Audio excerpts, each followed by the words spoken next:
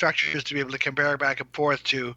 Two of those are the symbolic cosmologies of the Buddhists that relate to a Buddhist stupa shrine, and the other is the symbolic cosmology of the Dogon, which also relates to a shrine called a granary. Actually, and Laird, I do apologize, and I'm extremely, what's the term, embarrassed about this. I actually hit the stream, and apparently at some point the YouTube streams did not actually start. Okay, So- you want to try again? Well, we can try again on this one. I'm going to forego the intro, just because again I would like to save some time here. But Okay. again, if you could take a start back to when you had mentioned the kind of the crib notes of the background of your work. Okay. The cosmology that I'm pursuing begins with an archaic philosophy called Samkhya, Samkhya. It is ancestral to traditions in India, the Vedic tradition, the Hindu and the Buddhist traditions. It originated to the north and west of India in the direction of the Fertile Crescent, Mhm. and it was preserved by a group called the Shakti cult, a matriarchal group. And this matriarchal group has all the same iconic elements we find represented at Göbekli Tepe. We have stone circles and standing stones. We have carved images of animals. We have a type of clay pot called a pot belly that is filled with water to represent a womb. One of the names of Göbekli Tepe, one of the traditional translated names for Göbekli Tepe is Potbelly Hill, and that name refers to this icon. So Samkhya is a companion philosophy to yoga.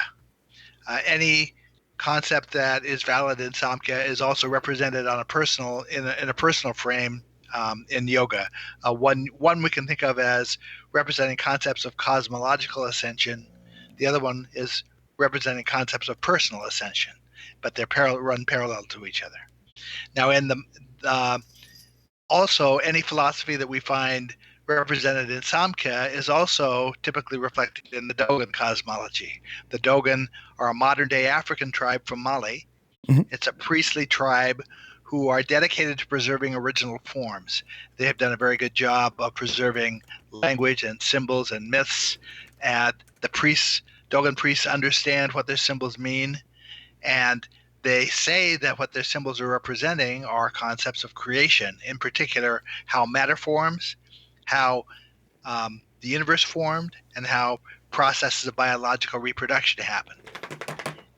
Now, they say that those three processes are so similar, so fundamentally similar to one another, that the Dogon actually represent all three simultaneously using a single progression of symbols. What that means is that any given symbol has potentially slightly different meaning, but parallel meanings that relate to each of these three themes. So it's not really fair to ask what a symbol represents. You really have to ask, what does it represent in terms of one of these themes? So the starting point for the work that I put into my new book, which is called Seeking the Primordial, and is a discussion of fundamental concepts of creation, the starting point for that is this philosophy of Samkhya. Samkhya begins with the perspective that universes form in pairs, one non-material and one material. And the Dogons say that ours is the fourth of 7 pairs of universes that arrange themselves in a sort of a heliacal spiral, very reminiscent of the way DNA forms. And so there's a suggestion that the potential for life is built right into the structure of the universe. Yes, I do recall that from our last talk, and I think that was one of the aspects that had blown my mind the most, because it explains a considerable amount.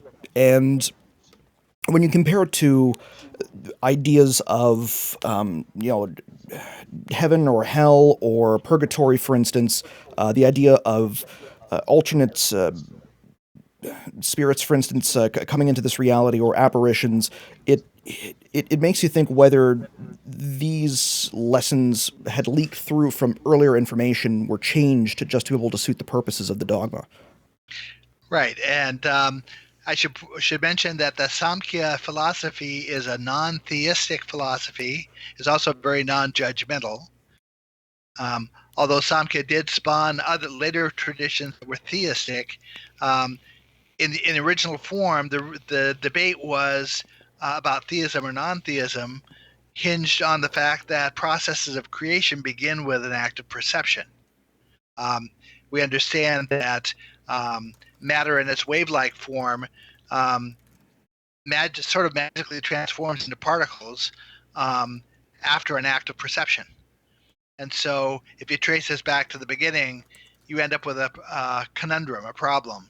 The problem is, where did the first act of perception come from? Well, the mindset of Samkhya, um, the original structures that everything formed from had a consciousness to it and was able to self-perceive, and so there was no need to postulate an outside observer. Later traditions felt that you needed an outside observer. They tried to argue that you needed an outside observer, so they placed a deity there to perform that first act of perception that would set off the processes of creation. I won't try to argue that debate, but in the mindset of Samkhya, which is very non-judgmental, you have a pairing, okay, where later traditions like Christianity pair good and evil. They counterpose good and evil. In Samkhya, you have counterposed the concepts of truth and error.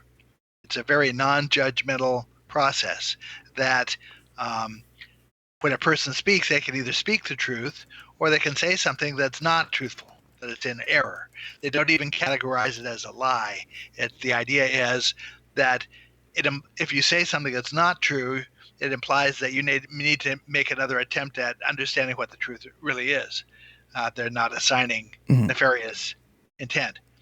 So, in the mindset of Samkhya, there's a flow of energy between these universes that's compared by the Dogon to the natural water cycle on Earth. The natural water cycle is the cycle in which water evaporates from the oceans and the lakes to create clouds. The clouds rise up over the mountains and create rain, and the rain runs back to the oceans and rivers and streams. And without that cycle of water, there wouldn't be life on the earth. That cycle of flow of water is necessary. The Dogon are saying, Samkhya is also saying, that there's a similar cycle of energy between these two universes that is essential to life in the universes. In the mindset of this cosmology, the non-material universe is said to have perfect knowledge, but an inability to act. And the material universe is said to have imperfect knowledge with full ability to act. And that it's understood that there are routine attempts being made to communicate knowledge from the non-material side to the material side, partly for its own sake and partly as a way of inducing certain actions. And that communication happens in the form of vivid dreams, things that seem like coincidences in daily life, synchronicities. Yep. Let's see, the strange behavior of animals can communicate information. Information can be conveyed through clairvoyance and things, anything paranormal would fall in the category of paranormal for us. Clairvoyance, psychic, divination, those sorts of arenas.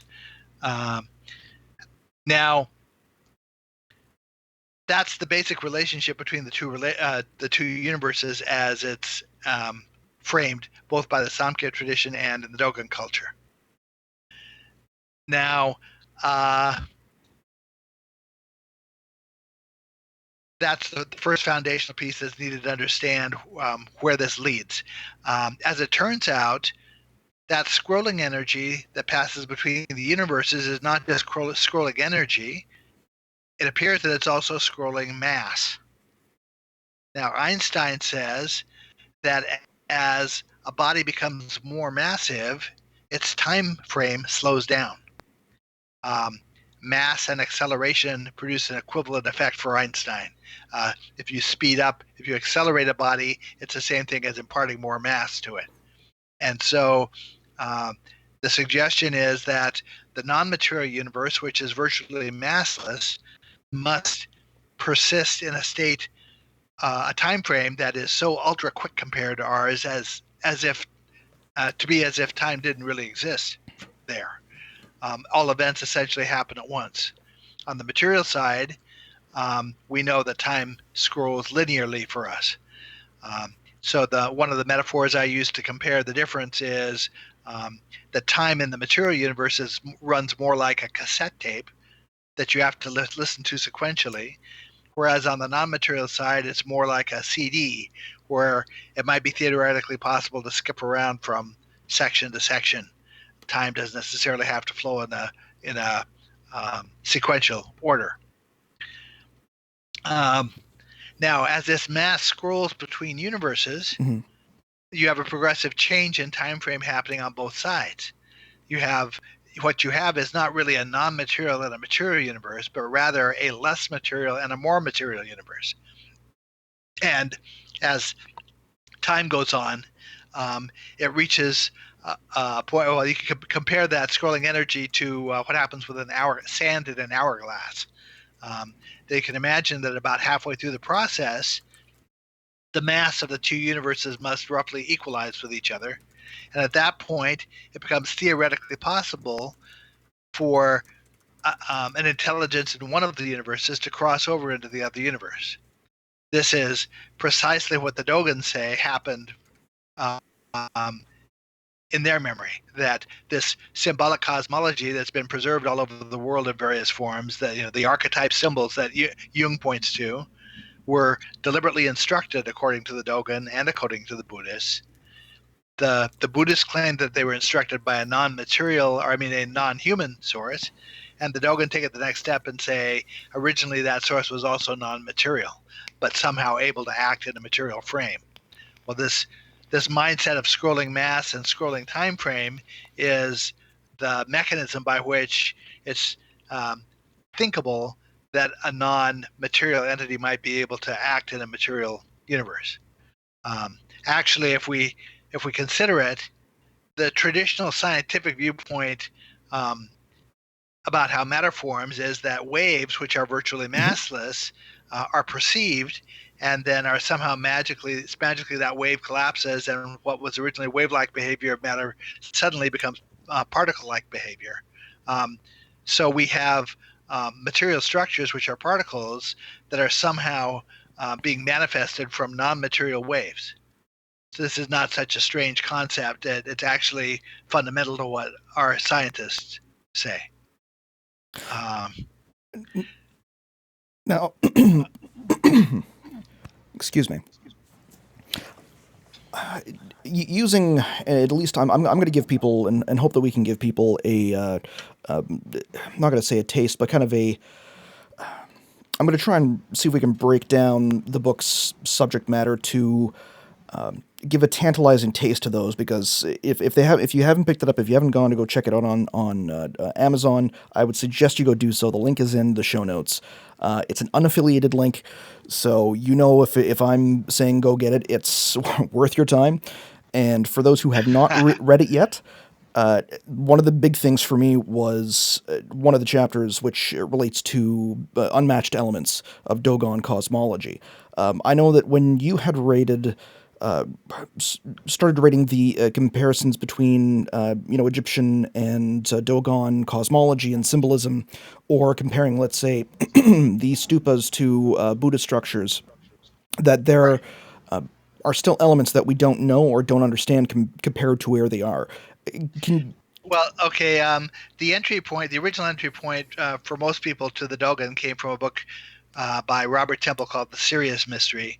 It became apparent in that book that the Dogon know some things about astronomy they shouldn't. They know of the existence of a second star in the Sirius system that you can't really see without a telescope. It's even hard to see with a telescope. There's a large sun-like star and a small dwarf star that sits in the glare of the sun-like star. So Um, Following that as an entry point, when we go to the anthropological studies of the Dogon priests say that their symbolic system describes how matter forms. Now, most of the stages that they're describing are things that we as a technological society are capable of verifying. That and that's essentially what I did in my first book, The Science of the Dogon, is I set the Dogon descriptions of each stage of this process side by side with scientific descriptions and the Dogon drawing next to the scientific diagram, and just presented the inherent, the intuitive match between the two. The Dogon correctly describe what we can think of as an alphabet of matter from waves all the way up to the atom. Mm-hmm. So it's clear that they know what they're talking about.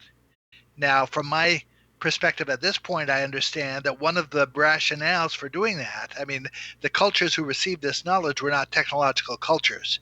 They had no immediate purpose for understanding how waves turned into atoms. That information was really aimed at a technologically based society like ours. It was aimed at a future audience. But what that information does for us at such a great distance of time is it establishes a credential of credibility for whoever put that system together. That we should be able to look at that, validate that whoever put it together knew what they were talking about, and that sets us up to deal with another set of information that's more fundamental than that, with some sense of confidence that whoever put this additional set of information together also knew what they were talking about. That's the rationale for considering whether this could be real science rather than just the ravings of some African priests. And even if it were, it would still be a considerable coincidence for them to have been describing atoms or waveforms. Yeah, and really, it goes beyond coincidence. I was taught by my science teachers that when you're exploring a question and you bump up against what looks like the third coincidence, that it's time to consider whether something besides coincidence is going on. Well, with this structure of matter that runs from waves to the atom, you would have coincidence after compounding coincidence, sort of beyond credibility. The sheer number of coincidences you'd have to tolerate to think that there was a coincidental structure goes beyond science. It becomes less and less scientific with each one you accept as being yet another coincidence. So we have a structure that is arguably correct. It's correct in the same way that if a 4-year-old were to recite their alphabet to you and was able to point to the correct letters as they recited it, any adult would say the child knows their alphabet. Well, the Dogon can do that with the structure of matter. They understand the alphabet of the structure of matter. So now, because I was comparing these things to what Stephen Hawking and Brian Greene were saying, and Stephen Hawking and Brian Greene don't talk about things more fundamental than waves, it wasn't obvious that we had another set of references here that were more fundamental and that might also need to be talked about. But the Dogon actually do have several stages of the process of creation that precede waves. And so my goal with this book was to try to find a way to test the reasonableness of those stages of matter and try to find scientific parallels or correlates to those stages that would point us in the direction of what are the Dogon actually talking about here? How do these fundamental processes of creation actually work? These are really, really unique and interesting processes. This is where we learn about why time why we perceive time the way we perceive it, the way in a material frame, or where dimensions come from. Dimensions are a really interesting thing because you can't measure a dimension, but dimensions provide us with the basis for units of measure. We can't measure time itself. You can't measure the dimension of time, but you can measure the flow of time. Just as you can't measure the dimension of linear dimension in space until you actually have a structure that involves two or more points. You can draw a line between those points, and now you have something to measure. So the concept of measure rests on an intangible concept of dimensions. That's one of the things that's talked about. We also have questions about what if there really is a non-material universe involved here, first of all, why don't we see it? And second of all, what's its relationship with the material universe? Well, the way I compare the metaphor that I use to understand why we don't see the non-material universe, and the Dogon say we don't. The Dogon actually have a symbolic element in their culture. They make symbolic use of masks to represent the idea that the non-material universe can see us, but we can't see them. The essential reason for us not being able to see it, I compare to the idea of a driver who's just learning to drive a car who might not realize that the mirrors of the car create a blind spot. If you didn't know it, and if the person teaching you didn't explain to you that there's a blind spot there, you might conceivably go your entire driving career and never really understand that there's enough of a blind spot to hide a tractor trailer truck if it's positioned right. But if you've experienced it, you would know. Just like perfect example, I almost died this afternoon because somebody didn't check their blind spot and almost pushed me into the wall of the highway when I was going to go pick up my wife. And yes, it's a real danger, and it's not obvious it's there, but you still have to pay attention to it, heed it. Now, in science, we have actual indications of the existence of a blind spot that people have sort of looked past. The best one I can think of has to do with a kind of fundamental particle. When we get down to components smaller than electrons and protons, get down to the level of quarks, there are Stephen Hawking says that there are more than 200 different types of fundamental particles. The Dogon say that there are 266. Now, both the Dogon and Stephen Hawking, scientists like Stephen Hawking, categorize these fundamental particles by a property of symmetry. They're considering what the particle looks like from different sides. And so there's one category of particles that looks the same from every side. There's another category of particle that has to be turned halfway around to look the same, like a double-headed arrow. There's a third kind of particle that has to be turned all the way around to look the same, like a single-headed arrow. And there's also a fourth very strange kind of particle called a half-spin particle that has to actually be turned around twice in order to look the same. And somebody like me scratches their head and says, how can you possibly have to turn an object around twice in order to get it to look the same? Well, one of the possible explanations for that is that it somehow passes into and out of that kind of a blind spot. We can't see it. And that as it passes into and out of that, we're really only seeing half the object. We think we're seeing the whole thing. As we rotate it around, the nature of the object changes, and rotate it around twice, it changes back. So half-spin particles are the kinds of particles that have the potential to point to the existence of a non-material realm.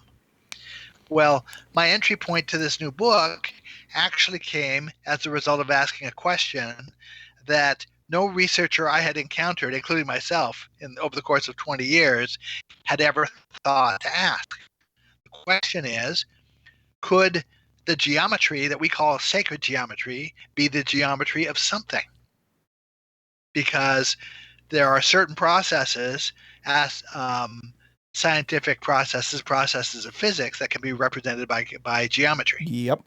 And so I asked myself, is it possible that sacred geometry, which in its simplest form presents itself as the alignment geometry for a stupa shrine, this is the geometry that a Buddhist initiate uses to line his shrine up to north, south, east, and west, that turns out that geometry rests on some interesting things. The first piece is a circle that's drawn around a stick in a field. Mm-hmm.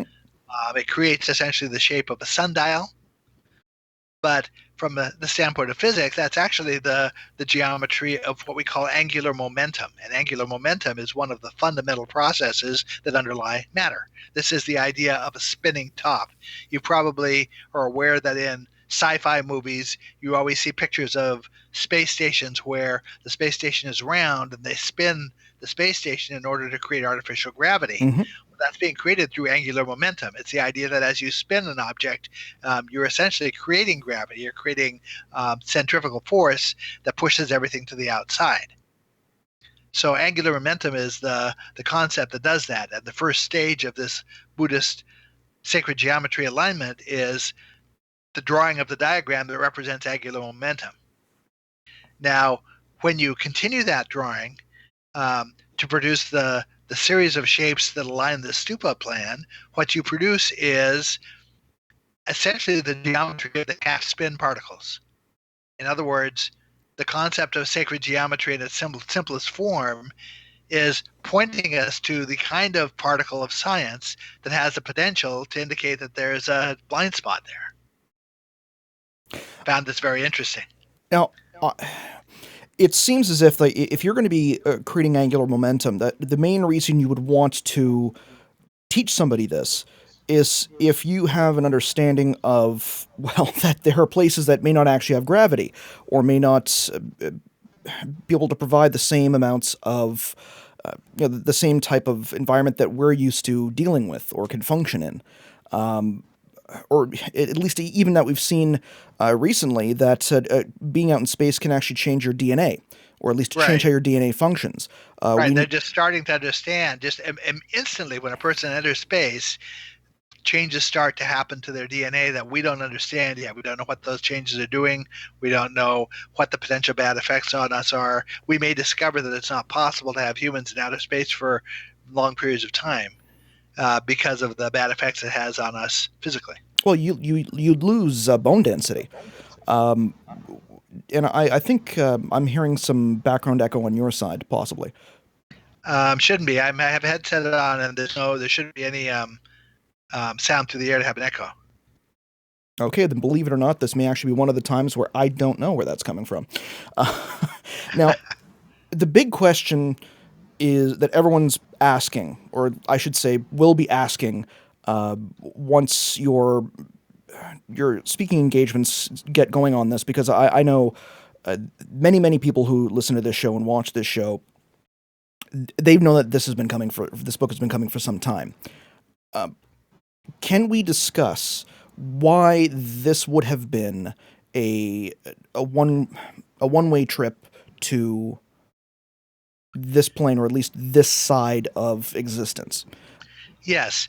Okay, if you consider this process of scrolling energy, you can understand that the effect is very similar to that of an airlock. We're talking about a spaceship or a submarine. Mm-hmm. That when you have two zones that are of different pressure, talking about air pressure or water pressure or pressure between a pressurized compartment and outer space, that the only way that you can move from one to the other is to find a way to equalize the pressure long enough to make that shift. And then slowly, in an airlock, you enter it pressurized, then it's depressurized, and you step out of it. Well, the idea with this scrolling energy is you have a difference in time frame that prevents crossover between the universes in the same way that pressure does with water.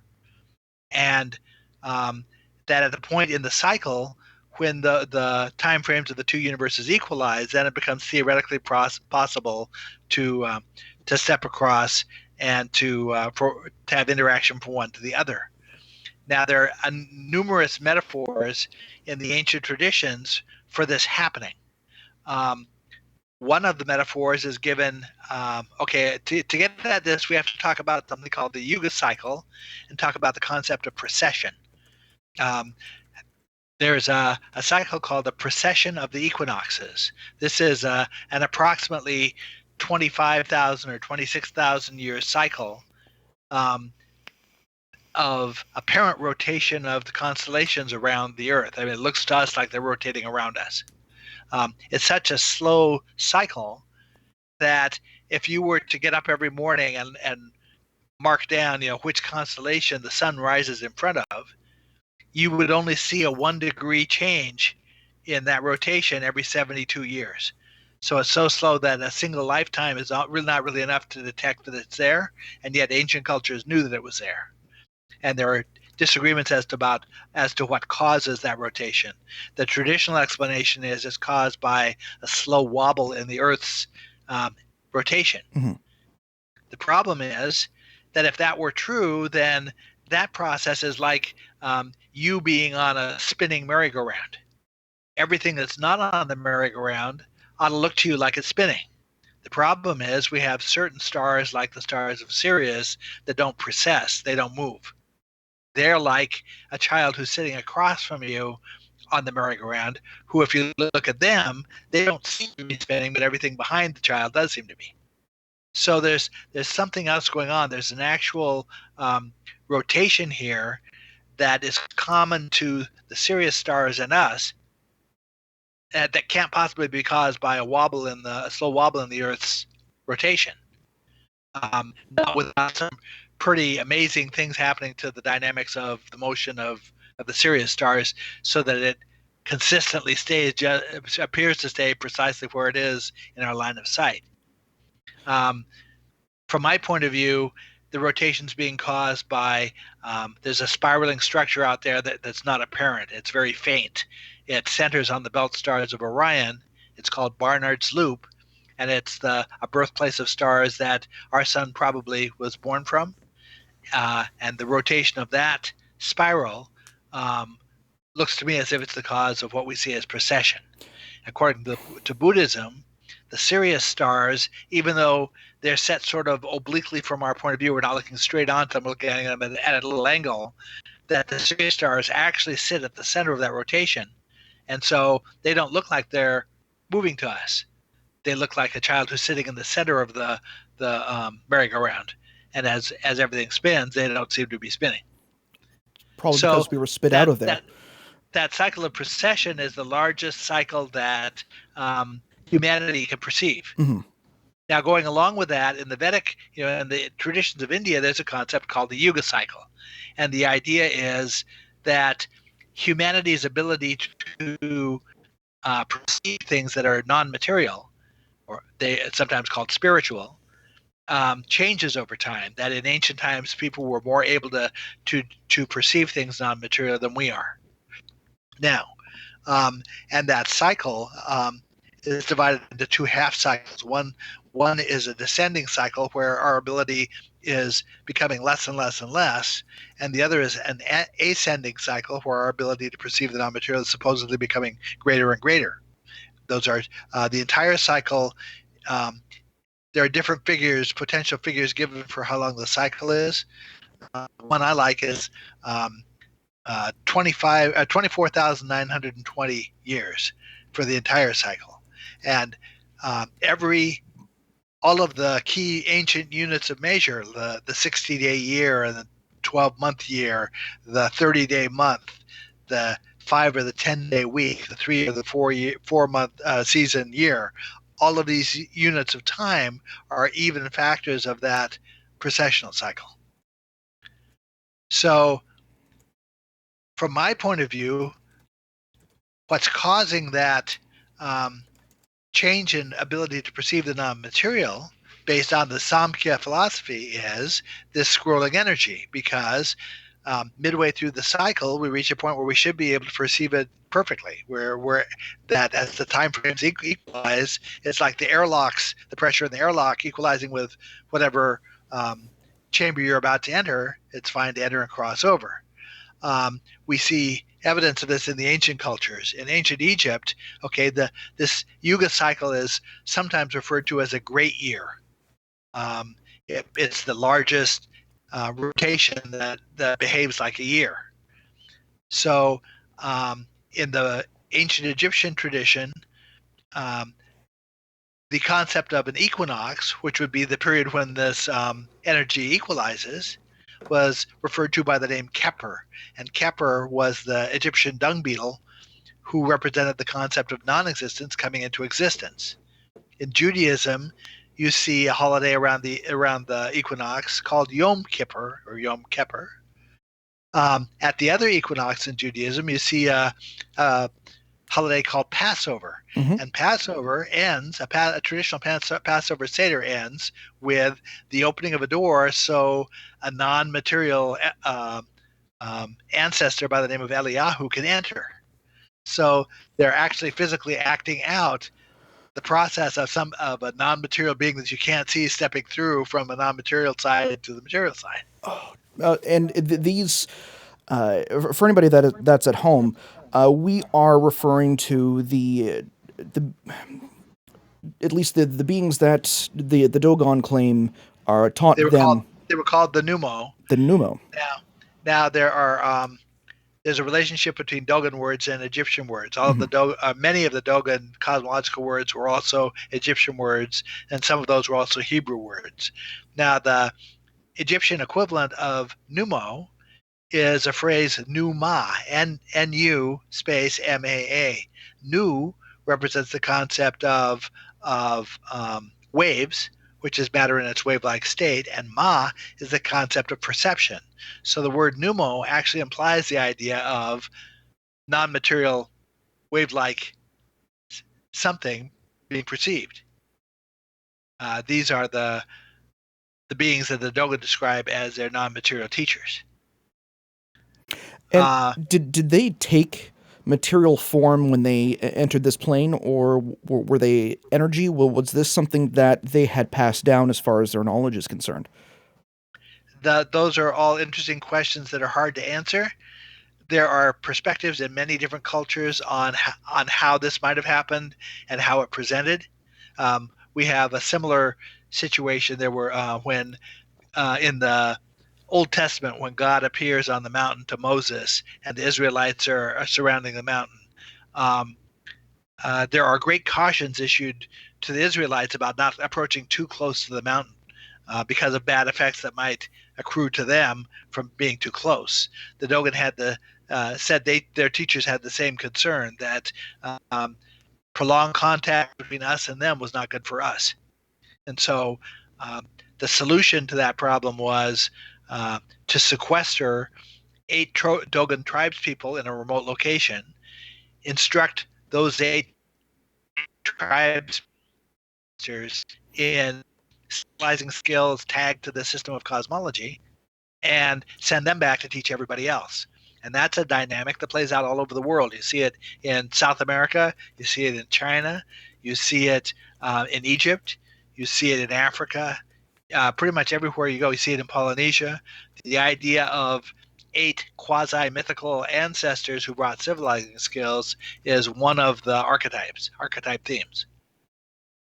And these themes are also prevalent in certain places such as Göbekli Tepe or in Skara Brae, which was the subject of your last book. Skara Brae, which is in northern Scotland, looks to me it fits the description of what the Dogon and the Buddhists are talking about when they describe a remote location where instruction happened. Now, at Skara Brae, we happen to have the earliest megalithic sites in the United Kingdom, and we have a series of sites that spell out in stone portions of this alphabet of how matter creates. So it's as clear to someone like me as if they had set in stone the letters A, B, D, G, H. It wouldn't take a genius to figure out that they were trying to represent the English alphabet. Well, that's what these megalithic sites do on Orkney.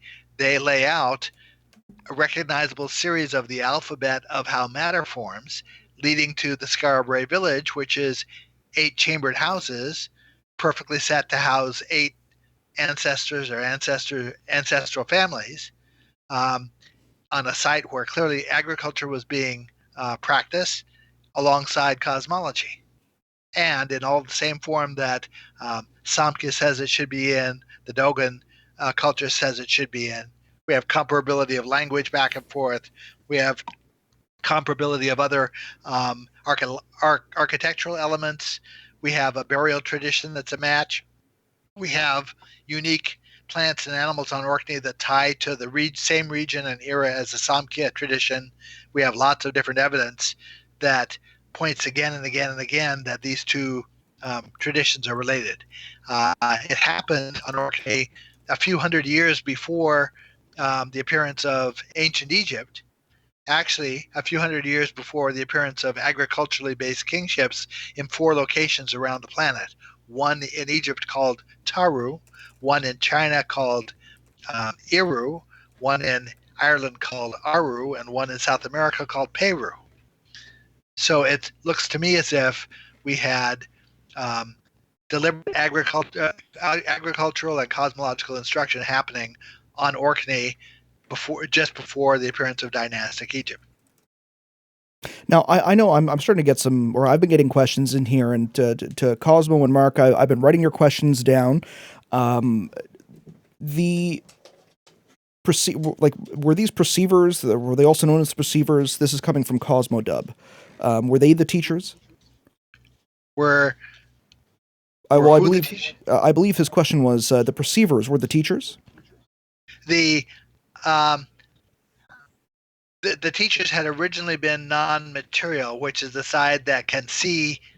The non-material can see the material side can't see back. Okay. One of the terms that's used that applies in Egypt is transliterated to UATCH. You can pronounce it watch. These are watchers. Ah. The idea, and one of the symbols that's used to represent the two universes are eyes.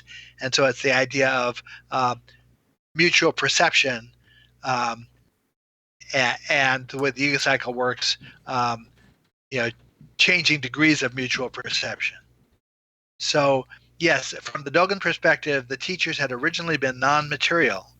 The Dogon also preserve a concept of the sacrifice of the Nommo, which is the idea that during these shifting periods of energy, there are only certain times when crossover is possible, and that the Dogon teachers, the Nommo who came here to teach, understood when they came that it would have to be a one-way trip for them, that they would not be in a position to go back if they decided to come here. So there was a sacrifice made to be able to teach us what was taught to us. This same concept plays out with other cultures. I'll talk about it in relation to the Maori in New Zealand in my upcoming book. Now, the beings, did they, and this is coming from Mark Nebel. Did you have another question there that we? I did. This is related to the one I just asked you. Or have I lost you? No, I'm still here. Can you hear me? Can you hear me? I can hear you. How about now? Is it good? No, Chris? 1 second. Hello?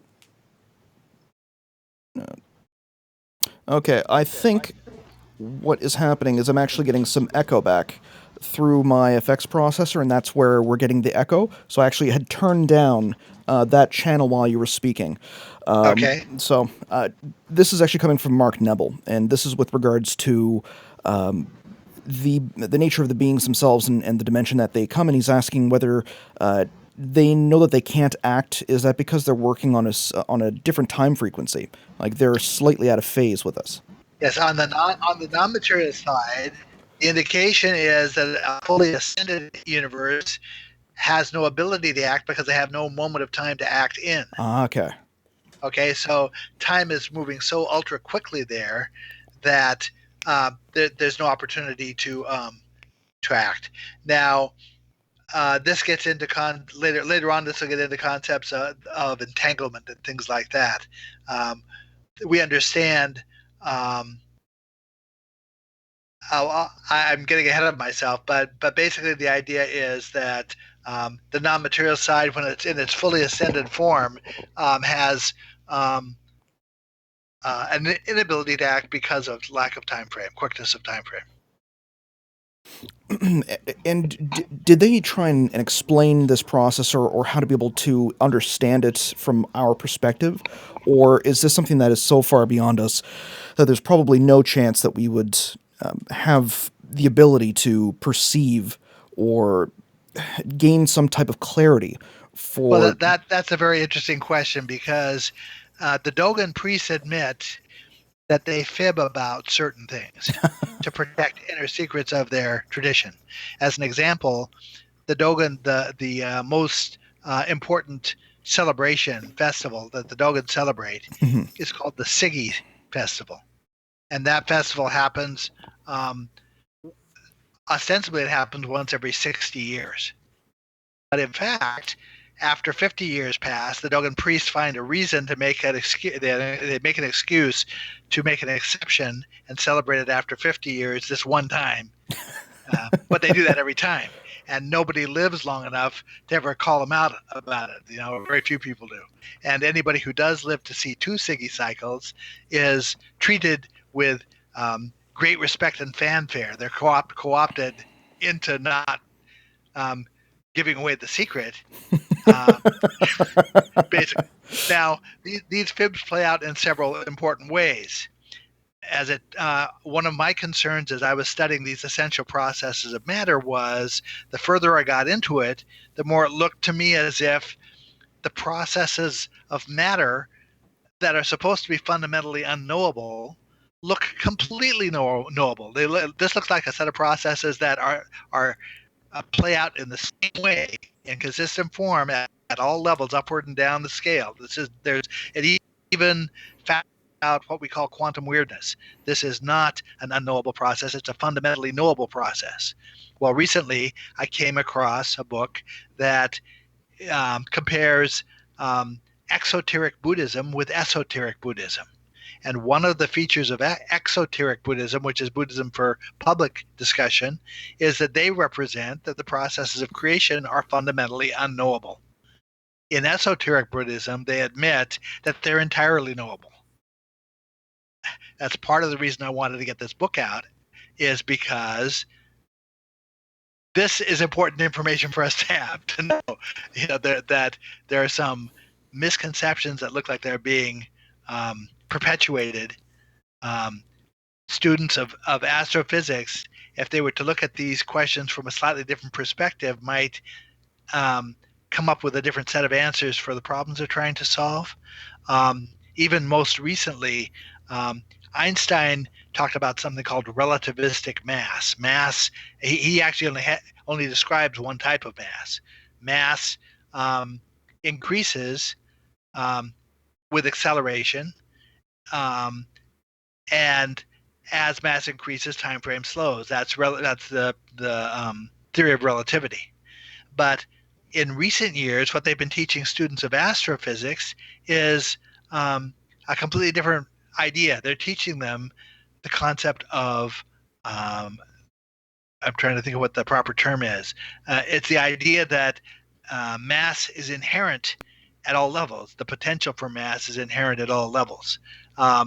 This would be, if by comparison, if we think of increases in mass as being similar to increases in water pressure as you get deeper in water, the difference in these concepts of mass would be like trying to argue that the water pressure that you see at 15 feet in a pool of water is inherent in a puddle.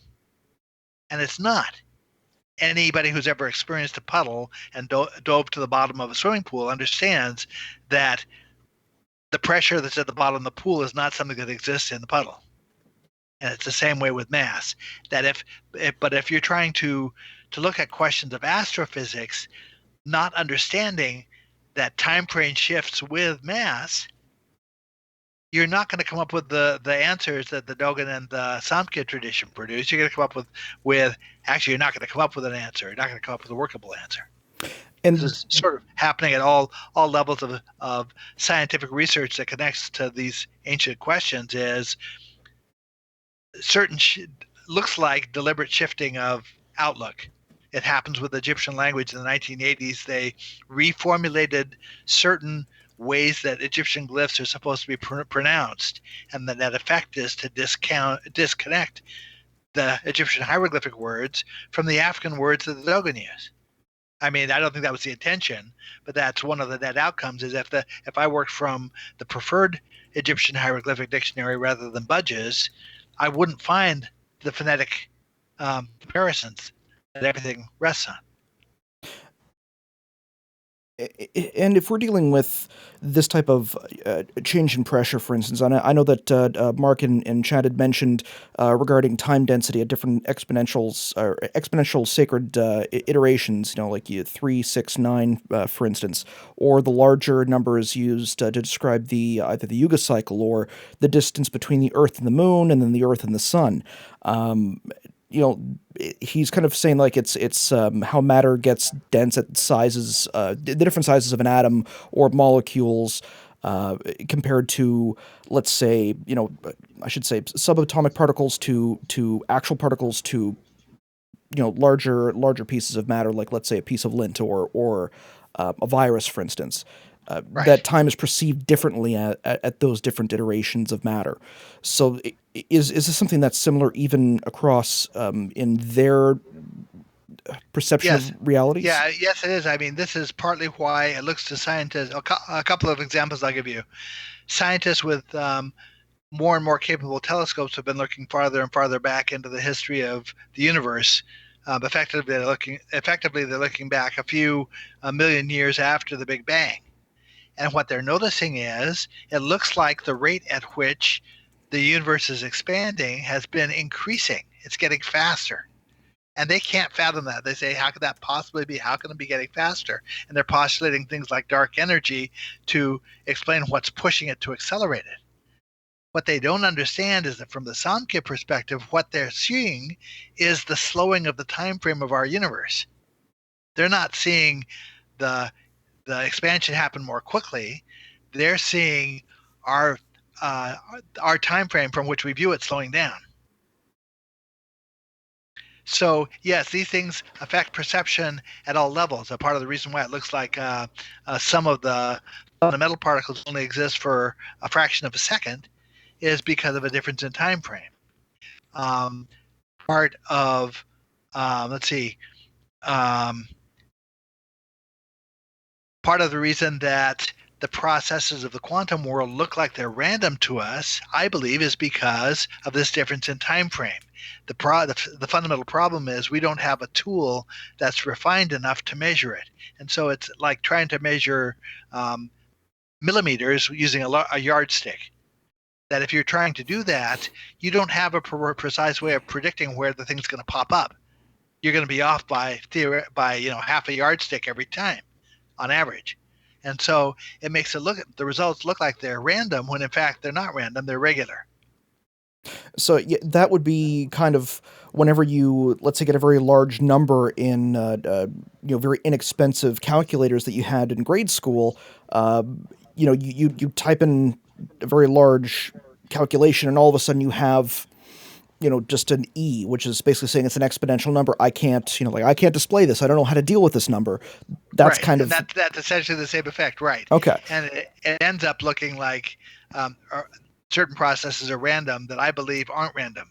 It looks to me as if we have a regular set of dynamics from the very bottom level all the way up to the very top that function in parallel ways to each other, if not precisely the same way at every level, certainly in parallel. And so one of the beauties of this system of cosmology, which rests these themes of cosmology that rest on parallelism, is that if you understand how a certain process works in the microcosm, Mhm. but the macrocosmic equivalent, the counterpart to that is so big that we can't observe it, what happens in the microcosm gives us a way of guessing what the macrocosmic effect is, or vice versa. That because the Dogon deliberately point us to this spiral um, at Orion called Barnard's Loop as a macrocosmic example of what the tiny spiral of matter that exists at every point in space and time is like. And the dynamics of the two are the same. The Dogon described the dynamics of the tiny spiral, and when we look at the scientific description of Barnard's loop, you discover it's word for word what the Dogon say is happening with the tiny spiral. Oh And man. so this power of inference is a hugely powerful tool. It allows us to infer from what we do know something we don't know. We're going to start getting into Ed Nightingale's work with this one.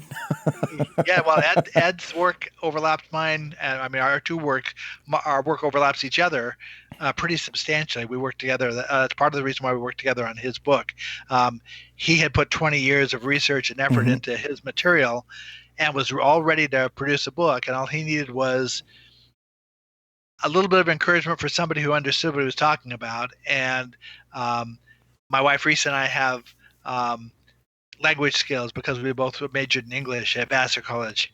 And so being able to apply some of the writing skills to what he'd already put down on paper helped him finish his book.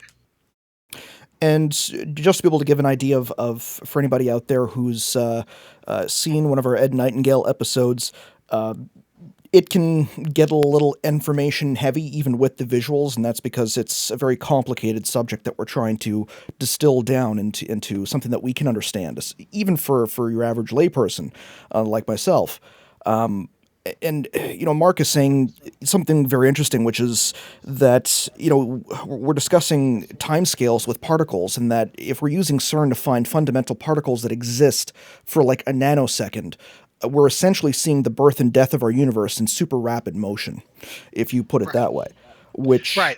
Potentially we are. If you had the right correlate to what a universe is, you could make inferences about what happens to it on the basis of the microcosm. Yes, that's the way the system works.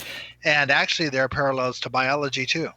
Now, what is the purpose of inferring this information to a people or a culture that is so far removed from what we actually know from a I'm not going to say civilized society in terms of our time frame, but back then, all around the world, theoretically, some mainstream scientists would say we were just throwing sticks and rocks at each other. So, No, but right, that's right. Let me give you the mindset for the motivation behind all this, because to me it's a compelling one. This cycle, this scrolling cycle of energy, is one that repeats. The energy, and this is cross-confirmed in several traditions. Kabbalism has it, the Dogon have it, the Egyptians have it, the Buddhists have it. It's in the Indian traditions in Samkhya. We have cross-confirming statements about this. The scrolling of energy, it scrolls out to a certain limit or extent, and then it reverses itself and scrolls back. And this is a cycle that goes on and on and on and on. So we're not talking about a non-material universe and a material universe where the non-material is prior to the material. We're talking about two universes that alternate between being the less material and the more material. And so the one that's less material now will find itself 12,000 years from now being the more material. These are treated as siblings or as companions in the mindset of the cosmology, and the interface between the two is characterized as a loving embrace, like a familial loving embrace between siblings, or it's characterized as two companions that walk side by side. Now, what happens, from what I understand, is that about a third of the way into the process, the ascending process, when for the universe that is becoming less massive, it figures out where the trend is leading. The trend is leading to a point where, as we described, the non-material universe will have perfect knowledge but an inability to act. Now, that kind of a state exists for a person. It's called locked-in syndrome. There was a very famous book that was also made into a movie called The Diving Bell and the Butterfly. It's about a man in France who suffered a stroke at the wheel of his car, and they thought he was brain dead. And they took him home to care for his brain dead body. All he could do was blink his eyes. And somehow he managed to communicate to his caretaker that he was still in there. He was still conscious. And so this caretaker worked out a system where he could blink one letter at a time, indicate a letter by blinking. And he ended up writing this entire book one letter at a time, basically. So the non-material universe, okay, that situation, until you have a compatriot who knows you're there, it's an extremely desperate situation. It's essentially being buried alive, and nobody knows you're there. The problem for the non-material universe is that at the same point where it's going to be locked in, it understands that the material universe is going to be the most removed from its ability to perceive it. And so the only possible compatriot it has for when it's locked in is not going to even know that it's there. And so the non-material side decides we're going to set up a structure for society on the material side that will preserve knowledge on the material side of the fact that we're here, so that when we need that compatriot, we have it. And so that all these little incidental communications, what look like coincidences, will be understood to be attempts at communicating. If these eye blinks will be understood to be an attempt to communicate something. And certain people learn to pay attention to these little things that other people think they discount. They discount them as being just, you know, either nothing, or they dismiss them as not having any significance. But for those people who happen to pick up on the fact that there's a pattern and start to pay attention to them, those people become the focus of the communication. They draw more of the communication to them because here is a person who's a potential compatriot. The esoteric tradition is designed in a way that mimics that dynamic, but it's also designed to automatically filter out the sincere people from the insincere ones. Only the ones who are truly sincere, who are truly dedicated to understanding how the process works, are the ones who get through.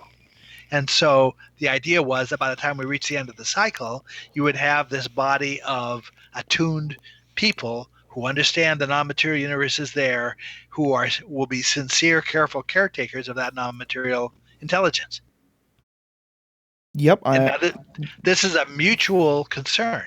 It's as vital to the non-material side, more vital to the non-material side than the material side, arguably, except for the fact that the material side will find itself in the same situation in a few thousand years. But for our side, why would that matter? If we are like, is our universe going to end? Or are you saying that in like 6,000 years we're going to blink out of existence? Nobody knows for sure what happens at the middle of the cycle when the scrolling stops and the process reverses itself. We're not sure what happens. The dynamic is the dynamic of what's called a dipole. This is the dynamic of a magnet. It's a dynamic of gravity. It's a magnetic a dynamic of certain electromagnetic processes. Nobody is sure in terms of universes. Okay, the process is basically two poles that draw together, unite, and then reverse. Nobody's sure what happens when they unite. We might be facing a situation where everything's destroyed and then it has to be rebuilt again. We might be facing a situation where it just passes by and we notice some odd effect, but no damage happens. Nobody really knows for sure. And the references from the ancient cultures are not absolutely clear about this. There's lots of discussion about reversals. There's a suggestion that periodically the axis of the tilt of the axis of the Earth flips, and that may be a consequence of that kind of process. Now, the Egyptians said that 3 times in their cultural memory that happened. Now, is this a process that just happens here on this Earth? Because I know that we're supposed to be coming close to a pole shift at some point. The North Pole is in the South Pole are changing positions right now. The North Pole is somewhere in the middle of the Arctic Ocean, and it's moving more towards Russia as time goes on. Is this something that is related to that, or is this just a natural process of magnetism on our plane of existence? No, this is a process that happens universally. It happens on all levels. It happens at the level of light. Light functions as a dipole. It happens on the level of galaxy clusters. It happens, from what I can tell, on the level of universes. At every level, up and down the scale, my belief is it happens on the level of consciousness, that the underlying dynamic of consciousness is a dipole.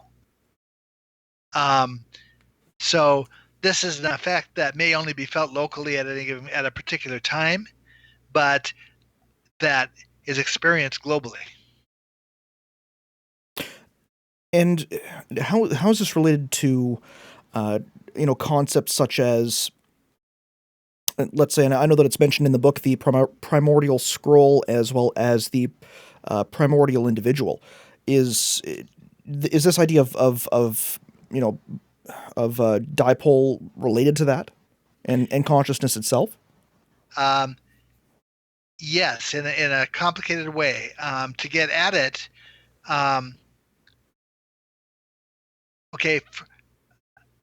in Dogon numerology, 3 is the number of the male, 4 is the number of the female. Now, 3 connects to 3 branches of a Y chromosome, which is associated with a male biologically. 4 I associate with the 4 branches of an X chromosome, which associates with a woman, a female, biologically. Mm-hmm. 7 is the number of the individual. Now, one of the things this ancient system of cosmology is trying to foster in humanity is something called discriminating knowledge, which really involves the ability to draw an inference from a set of facts. And so very often what you'll see is that these cultures that preserve this tradition will provide you with 3 or 4 statements of fact that are parallel to some other set of facts but not give you the 5th one with the expectation that you're going to infer that 5th one, knowing that there's parallelism involved. So there are also reversals in symbolism that happen, that if you think about it, towards the middle of this scrolling energy cycle, the universe that was less material suddenly becomes more material. And so symbols that in archaic times, a circle was representative of the earth. A circle is also representative of the non-material universe. But midway through the cycle, sometime after 4000 BC, suddenly a square becomes the symbol of the earth, which is associated with the material universe. And cultures all over the world, you can see the switchover from one symbol, from an archaic symbol to a more recent ancient symbol form, all at about the same time. My understanding of why that happens is because through this scrolling of energy, the universe that was non-material or was less material suddenly is now more material, and so the symbol that applied to it before doesn't apply anymore. You now got to switch your symbolism, because you're no longer. It's like you trading seats with somebody in a theater. You'd want to switch tickets to show that you belong in the seats you're in. It's like people who fly across the country on a plane switching their watch, setting it back 3 hours, because they understand the time zone's different on the West Coast than it is the East Coast. That's the sort of thing that's happening with symbolic reversals. So now in the non-material universe, we're told that the number of the material universe is 4.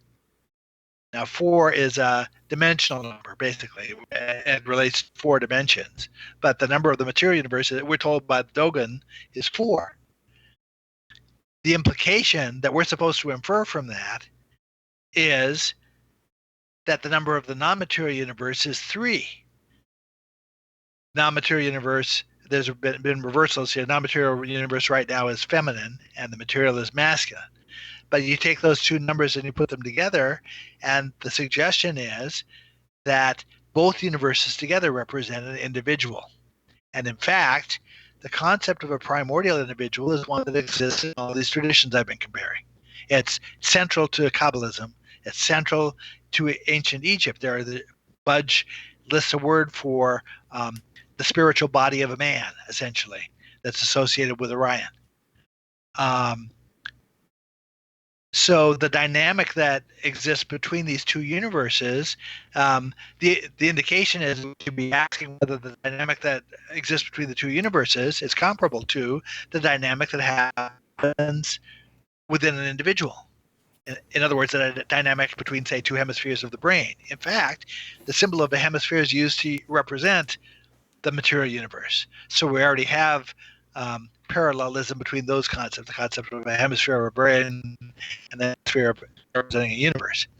So as it turns out, those dynamics are very similar.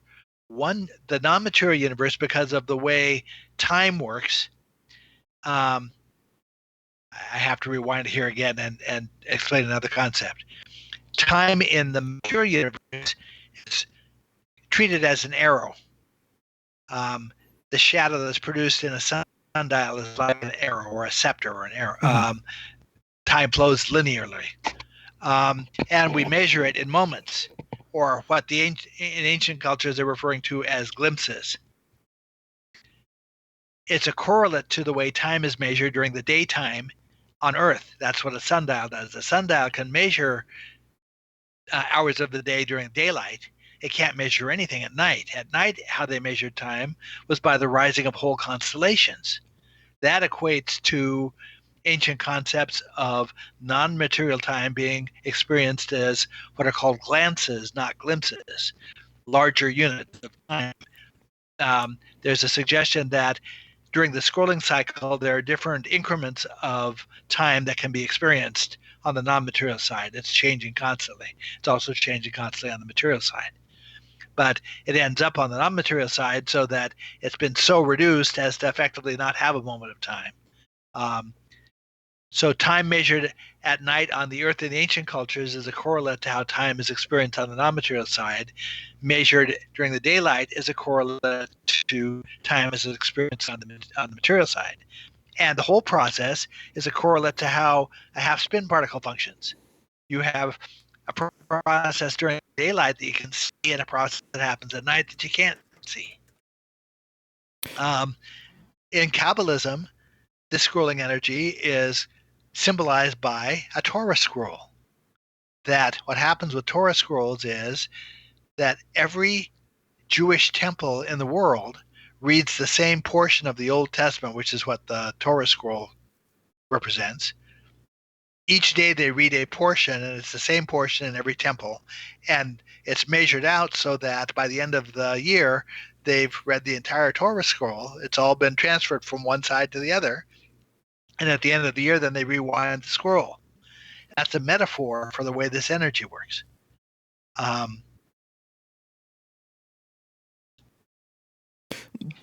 Sorry, I'm just processing the information that you're giving me here, because it seems as if you are essentially describing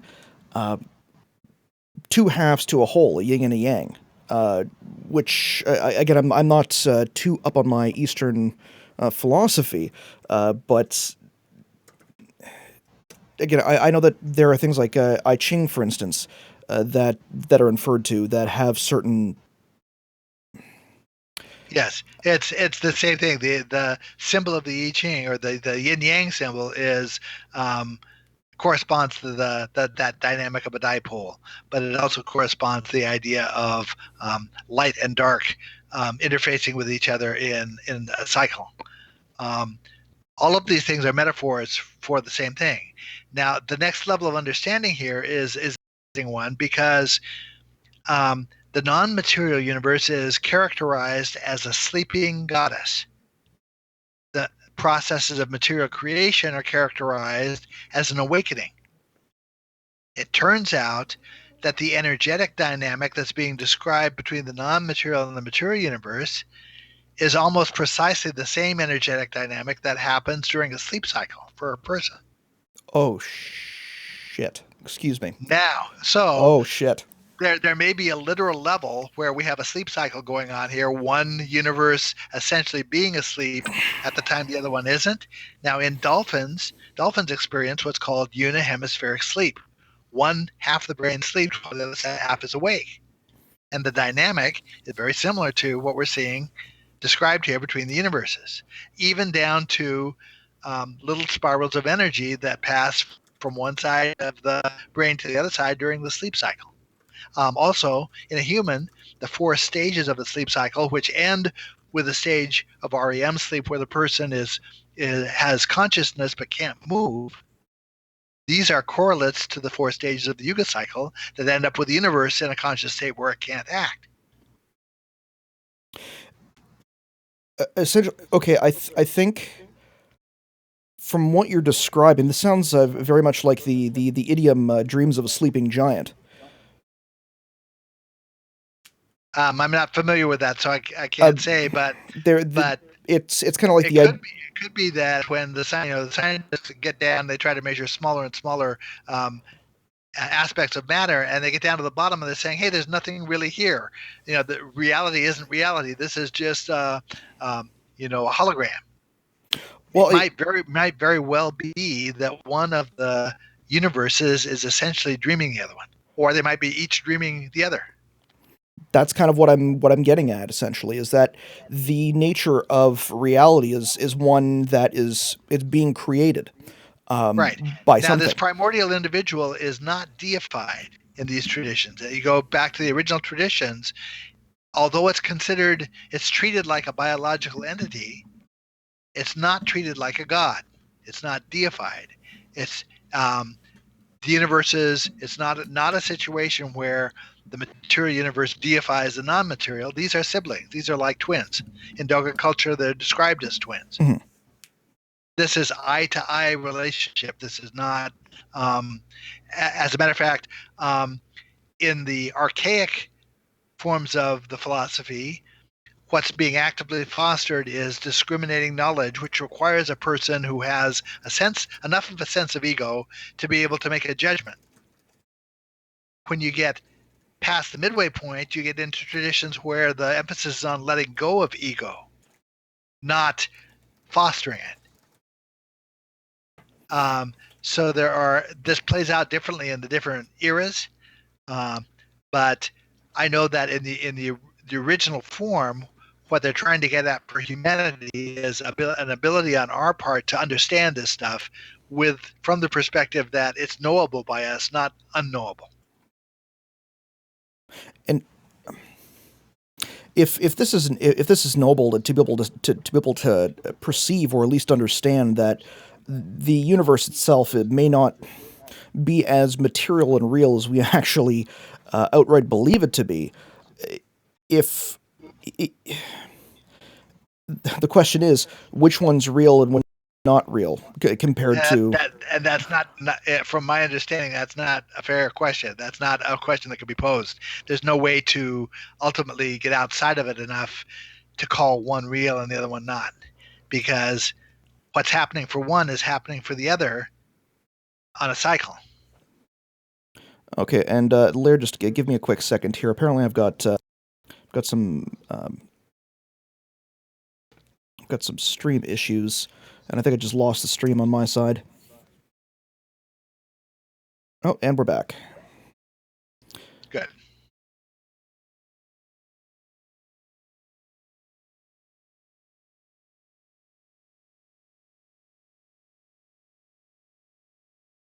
And that's one, that's two.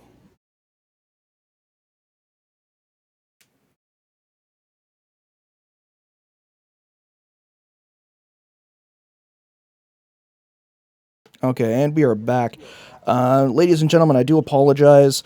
You'll have to forgive me on this one. Whenever my wife turns on Netflix, it cuts my internet out. So that is kind of the nature of things when you're dealing with the universe and the secrets therein.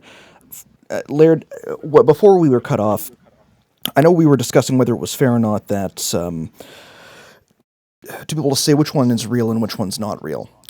Because Right. at the end of the day, from our own perception, we're the real ones. From their perception, they're also the real ones. Right. Going back to the idiom, which I know that you said you were not familiar with, one of the concepts of reality is the sleeping giant syndrome. That the universe itself could be a simulation, whether it's from a much more advanced society that's just putting this into a computer to see what happens, or whether we're the dreams of some higher being, as it were.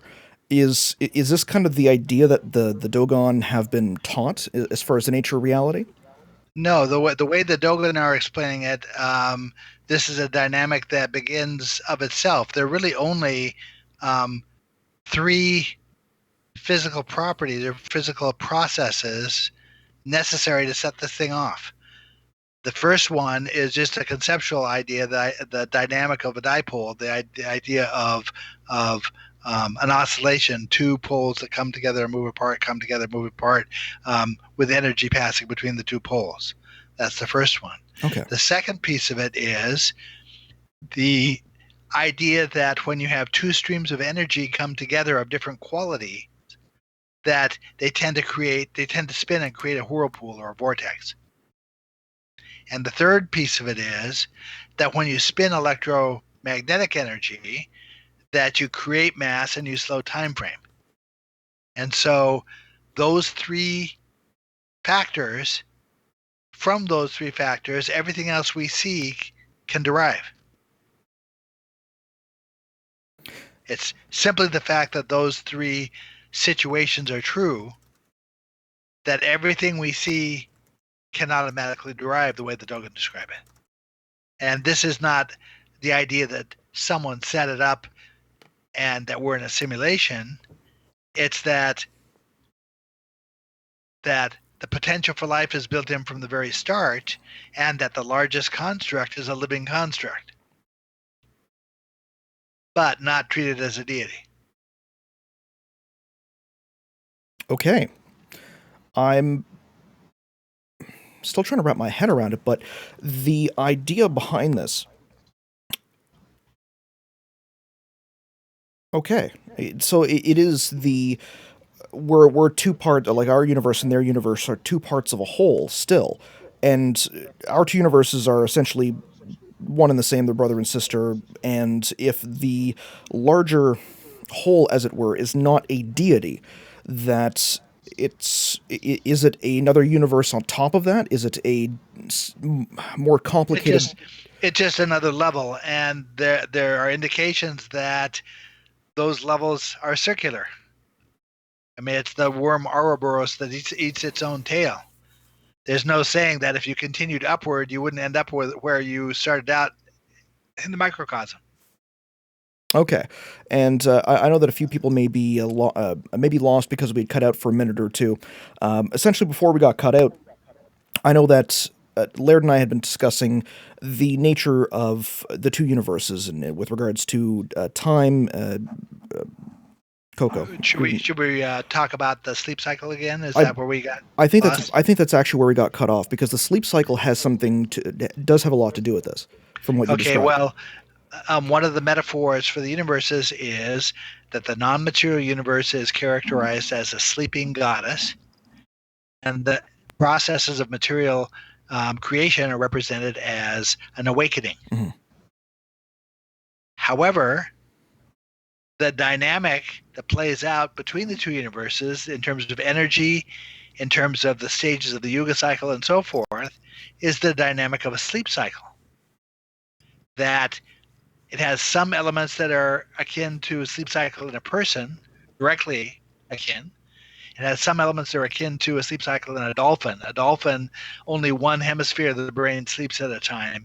Even in a human, you know that if you've been awakened in the middle of the night by an unusual sound, that there's a part of your brain that's still awake even when you're sleeping. It's paying attention to what's going on, and it's alerting you if something unusual happens. Well, in a dolphin, an entire hemisphere of the brain is awake while the other hemisphere sleeps. That seems to be the essential dynamic that's going on between the two universes, that one is behaving as if it's asleep while the other one's behaving as if it's awake. Even the last stage of the Yuga cycle, the stage where I said the non-material universe is locked in, is a correlate to REM sleep, where a person is actively aware in their mind but not able to move. And how does this affect us? Well, I should say we've already discussed how this can affect us. How does this affect this sacred but non-deity being or construct, or I'm not even sure how to be able to describe it if this is the case? Well, for one thing, in esoteric Buddhism, one of the final stages of I think the final stage of ascension is coming to a visceral understanding that it's all one consciousness, that what's going on in your own consciousness is just a subdivision of that ultimate consciousness, that where the exoteric traditions are based on dualism, the esoteric really ultimately is based on a lack of dualism. It's one thing, it's not two. So it's a singularity. It's not even a trinity or duality. It's right. It's trying to be able to describe universality essentially as a concept. But I mean, this is basically the same shift that a brain goes through in consciousness. That to be conscious, a person has got, or any conscious entity has got to be able to look at things from two perspectives, just the same way a 3D image has to be looked at from two perspectives. That you have to be able to look at it in overview, and you have to be able to look at it in detail. That's the essential dynamic between the two universes. One is unity, the other is multiplicity. Um, Interesting. Okay, now the way this energy scrolls, it scrolls through, or we get to a concept of the ether. Many of the ancient traditions had a concept of the ether Mm-hmm. that Einstein discussed. Einstein said that his theories of relativity don't preclude an ether, but they require it to take a certain form. Essentially, it would have to not be a rigid structure. It would have to have some fluidity to it, but there are other aspects of it that do have to be rigid. My book ties to um, a theory of physics called the ether physics model that was developed by a student of astrophysics, a gentleman by the name of David W. Thompson III. He was unsatisfied with the questions he was getting from his professors about very fundamental things like Mm-hmm. nature of dimensions, things like that. And so he decided he'd be better off to reformulate things from the ground up. He bases his definitions on the smallest observable units, not the largest. I was saying cycles of, concepts of time in ancient world were based on the largest observable cycle. Thomson bases his on the smallest observable thing. But he replicates all of those same Dogon stages that aren't discussed by Hawking and Brian Greene. That's part of the reason that I wrote the book, was understanding that we have parallelism, direct parallelism here. The concept rests on what's called an ether unit. And an ether unit is essentially the dynamic that happens at the interface between two mediums. Now, an example of that is the interface between water and the air. What you see happen at the interface between water and air are sort of a vesica Pisces shaped ripple that water glints off of. If you look at sunlight shining on water, Mm-hmm. you can see these little sparkling little vesica Pisces shapes, and they are ephemeral in that they shift. They don't have permanence to them. They're akin to what are called virtual particles of matter. But the fact that virtual particles exist in that form implies that there are two mediums, not one. That we're sitting at the interface between two. Now, the purpose of that ether unit, according to Thomson, is to shape electromagnetism, basically, to configure it in ways that have ultimate impact on what kinds of structures can be materially evoked from it. Mm-hmm. And so inside this little, if you look at the geometry that aligns the Buddha stupa, the circles that are evoked have an overlap that creates this shape of the fish, the Vesica Pisces shape. And that overlap is a correlate to the overlap that is said to happen at every point in space and time between the two universes. And it's inside that shape, the laws of material physics don't apply. Instead, the laws of the non-material universe apply. In other words, the time frame in there is infinitely quick. And so if you have two electrons who, rather than coming into interaction with each other in a material frame, are induced to come into interaction with each other inside one of those ether units, their connection is happening within the context of an infinitely fast time frame. Now, if it takes me no time at all to walk from here to the grocery store, if it takes zero time for me to get there, then effectively there's no distance between me and the grocery store.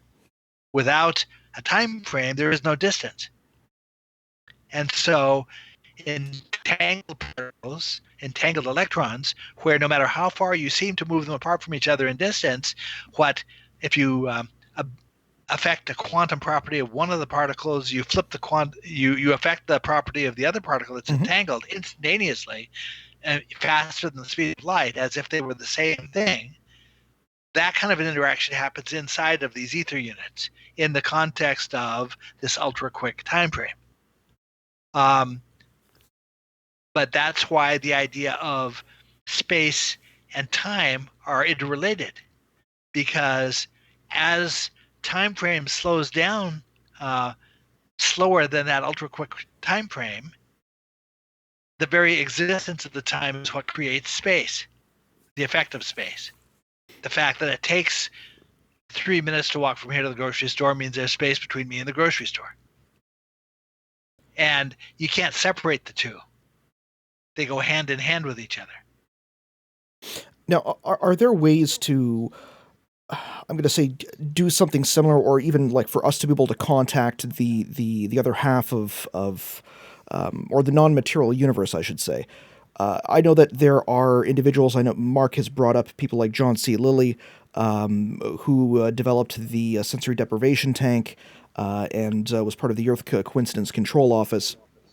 And are you familiar with any of his works with regards to trying to remove the perception of time and the perception of even weight or gravity to?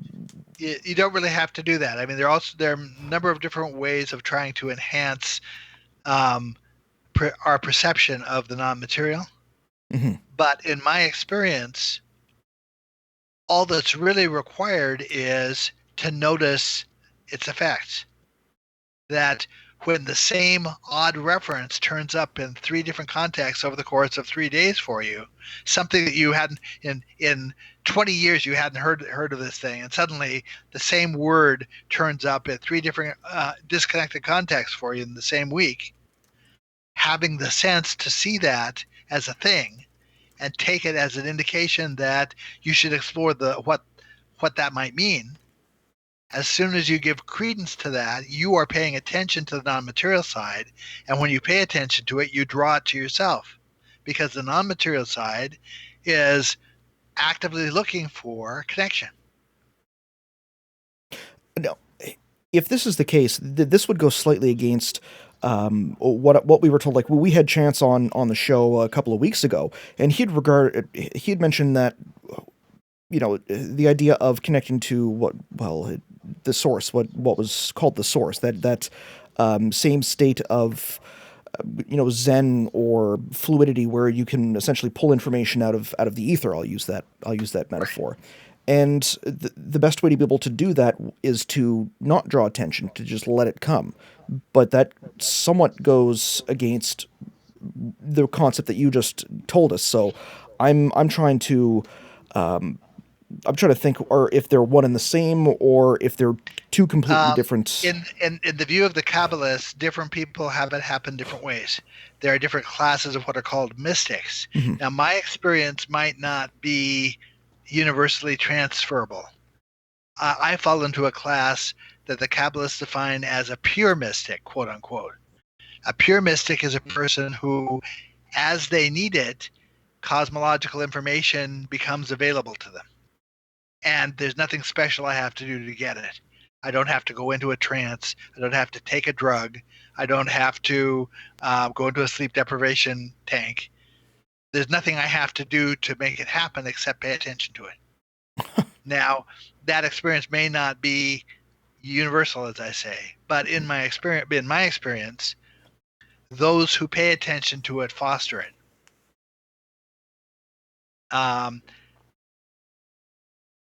Some people who take ayahuasca seem to be connected to a non-material reality that has some coherence to it. Other people who take ayahuasca seem to draw out the negativism from their own experiences. There are different ways that it affects different people, Mm-hmm. and that may be an inborn thing. I know there are people that I know that are much more fundamentally attuned to the non-material than I am, and who experience things very differently from the way that I experience them. I know a range of people who experience connections to the non-material who in very different ways from each other, but confirm each other's information. I mean, that they will each get a sense of something that falls in precisely the same ballpark, maybe with different levels of detail or different details emphasized. So it's hard to say that there's any one way of doing this, but the common denominator from my point of view is simply paying attention to it to begin with. That not taking coincidences as just being chance. This is really part of what I do with my work, the cosmology work, is having to sift through the things that look like they're resemblances and to try to distinguish them from the ones that actually are. That's really the fundamental process. It's it goes with dream interpretation. It goes with all of the paranormal types of clairvoyance contacts. But the first step for all of them is you got to pay attention to it and you've got to credit it. You've got to allow that there's something going on that you don't understand.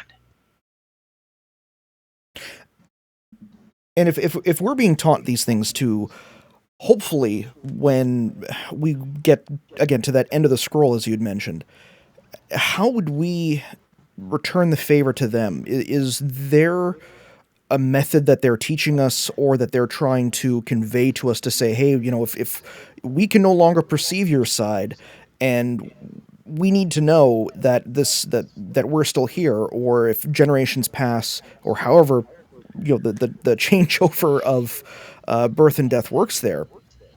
There's a covenant here, and the covenant is an understanding that what they have done for us this cycle, we are going to be in the position of having to do for them the next cycle. But it's a mutual interest. It's not one doing for the other. It's actually, as I said, more in the interest of the non-material side to have the compatriot than it is in the interest of the material side to have the knowledge. So you can see it as one doing for the other one, but it's really both doing for each other. It's the same way that siblings should behave. Are there groups or people who fully understand this and are basically preparing for this eventuality? And how the heck would we go about doing that? The way the scrolling energy works will automatically become more aware of, I mean, if all of this is a real thing, we will automatically become more sensitive to things that are not non-material as time goes on. Part of the reason that we seem to be having a resurgence right now is because the game has changed. We moved past, in all of the traditional outlooks, we have moved past the furthest point in the cycle of being removed from the material or the non-material. That we're on the ascending side right now, and we're perhaps 2,000 years up the 12,000 year ascending cycle. There are metaphors given, symbolic metaphors given in various cultures that talk about when the periods of time, the intervals of time where it becomes possible to cross over from one to the other universe. And there's discussion in ancient Egypt of the kinds of gateways that are used to perform the crossover. The idea that those gateways are actively guarded so that not just anybody can cross. But this opens the door to discussion with a potentially scientific eye of all sorts of fringe ideas. I mean, the idea of fairies that persisted in a time frame that was slightly off frame from ours. The idea that anybody who went to spend time with the fairies, when they came back, they had suffered lost time, or there was a differential time, like for Rip Van Winkle, who came back and discovered that everyone he knew had died, and he was an old man.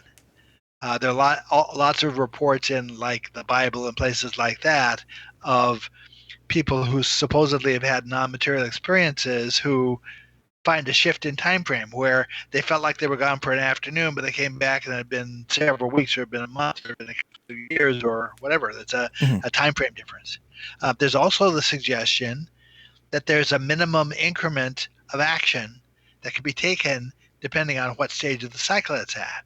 And so that might explain why in the early eras of ancient Egypt, construction was done with 700-ton blocks, and in later eras it was done with smaller blocks. It could be that a 700-ton block was the smallest block they were capable of managing. They couldn't manipulate something smaller than that. That the time frame may have been such that they couldn't get a short enough grasp on something to get less than a 700-ton piece of it. That would have meant very large people, possibly. Well, if we have shifting mass, then we have shifting gravity, and that means that a brontosaurus who shouldn't be able to support his own weight in the gravity we have now might have been able to support his own weight, thousands of years ago when the Earth might have been less massive. That the idea of an expanding Earth with continents moving apart from each other because the Earth is expanding might have credibility to it. That the idea that people in biblical times lived for 900 years might be true if they were living in a faster time frame. And again, it's very hard to be able to perceive this because it's if we're talking different time differentials, you can say, well, how would somebody my size be able to lift a 700-ton block? Well, there's less gravity. Maybe the time was different. Even for people like myself, I'm a fairly intelligent guy. I know there are some concepts that are way past, or if you could see the smoke coming out of my hand. And it's the same thing as trying to understand four dimensions. And I was looking at the way from looking at a cube, but putting it on a piece of paper where it's essentially just four squares with four lines going between two squares. But if you try and describe that and actually say, well, no, you can hold it and you can pick it up and you can look at it from all sides. And, the person who's on that piece of paper says, well, I don't understand that concept because all I can see is just straight flat. Well, the Dogon do us a favor. They have four metaphoric stages to the symbolism that they apply, and there's dimensionality to those stages. If you pay attention to how they name them, they're talking about the perspective of a point, the perspective of a line, the perspective of a plane, and the perspective of 3 or 4 dimensions. Every time the Dogon present a drawing, they assign one of those names to it, and sometimes they'll give you 2 or 3 related drawings that have different names assigned to them. Essentially, there's a possibility that what they're showing us is dimensional views of the same thing. Here's how it looks from the perspective of waves. Here's how it looks from the perspective of light. Here's how it looks from the perspective of a material universe. And so what we see as a spiral for Barnard's loop, in the next dimensional view down, it's seen as 7 rays of a star of increasing length.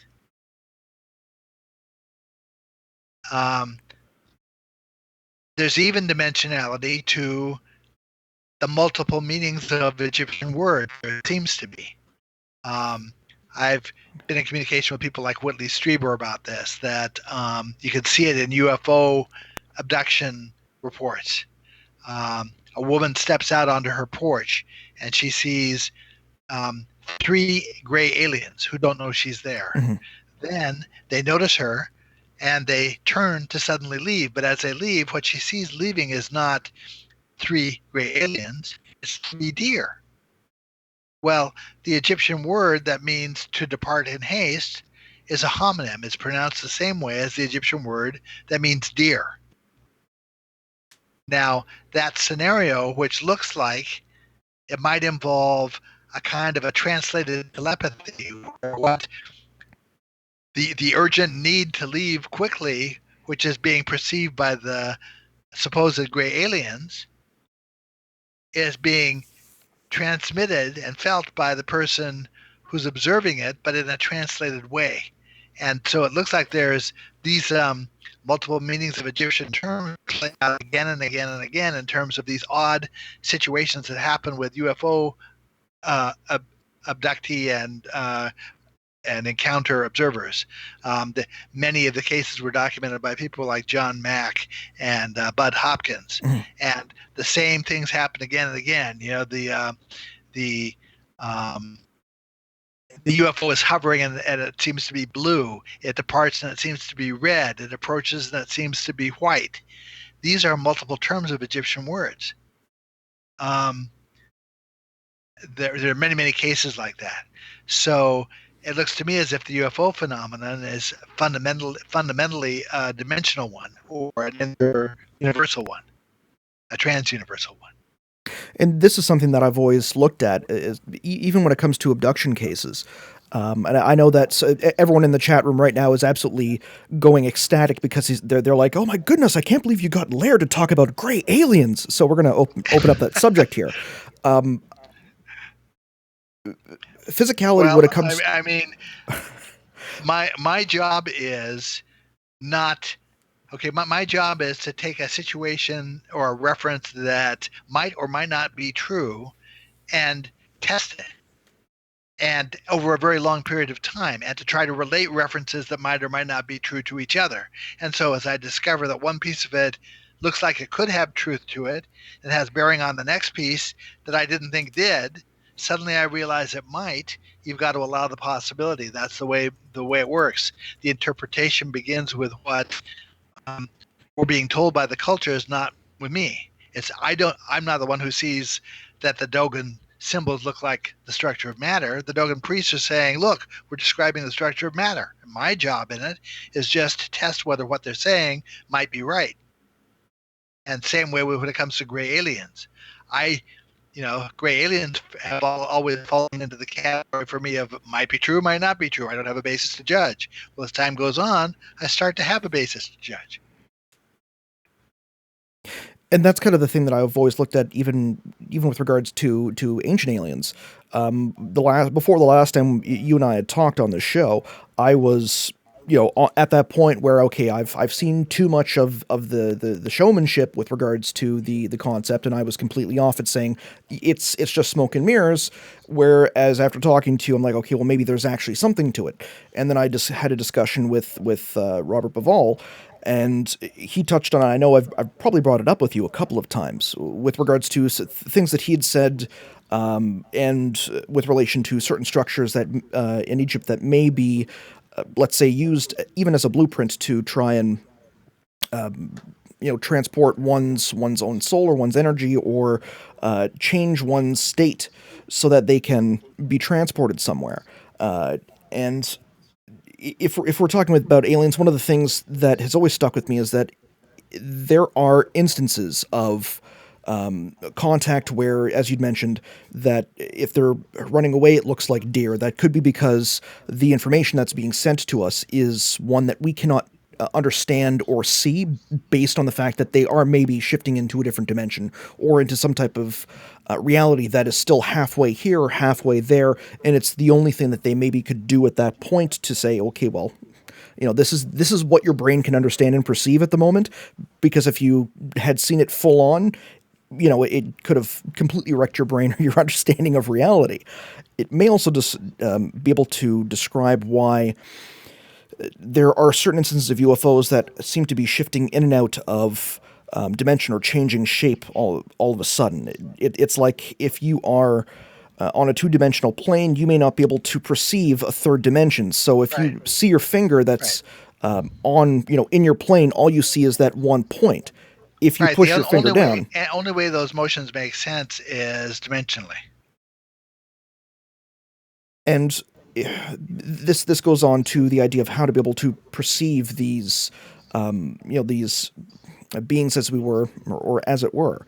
Now, if they came here, and if it is in this, you're saying that it is possible to go there. How would that even work? Is it even possible? Does it involve leaving our plane of existence and leaving our bodies here? Is it something that can then that requires a transfer of our body somehow into some type of energy or non-material form? Here we get into the realm of Pandora's box. That we have some pointers here.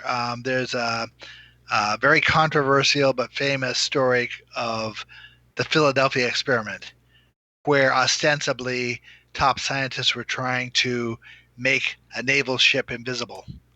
and some terrible effects occurred. I mean, they were partially successful, actually largely successful, but as a part of that success, there were some horrific side effects.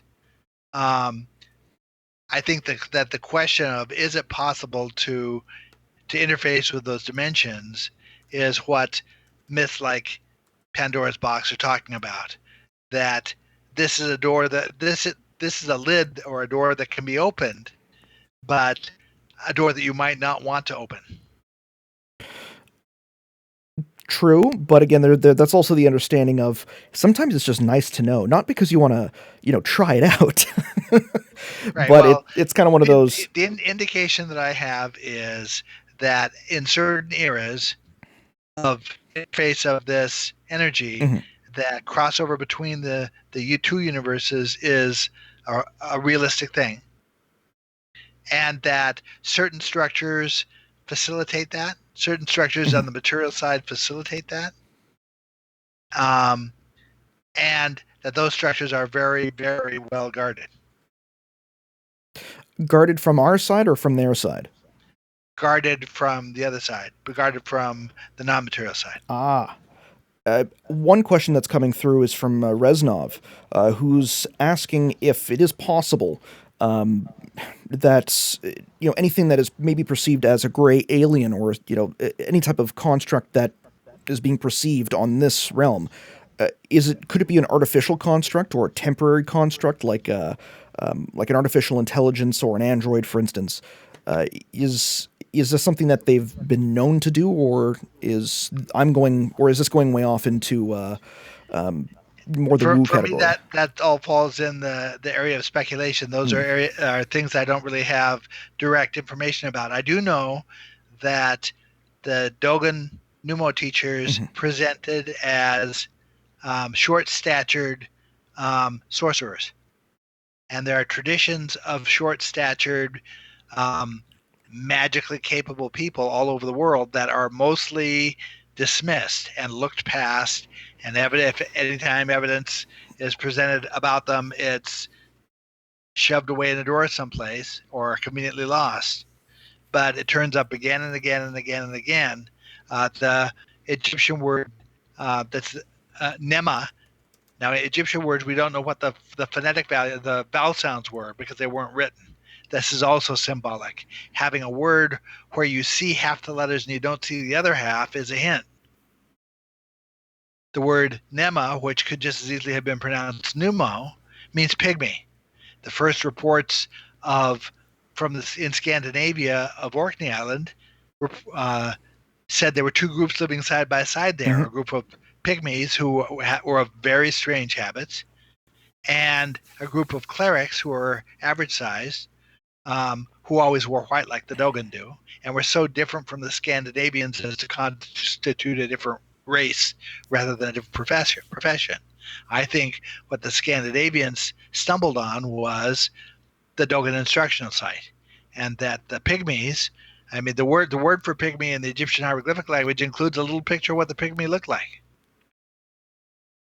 where they're basically saying short-statured people who um, had skills. And in all eras, we have people like that. And those skills seem to get less powerful as time goes on, as we would expect them to get less powerful if they were caused in the first place by um, connection to a non-material side that was diminishing. As I recall, I think we touched on this the last one that these um, short-statured individuals actually taught the Picts how to make non-alcoholic mead. Right. Well, actually, the Picts look to have been, and there's debate as to whether the Picts were short-statured or not.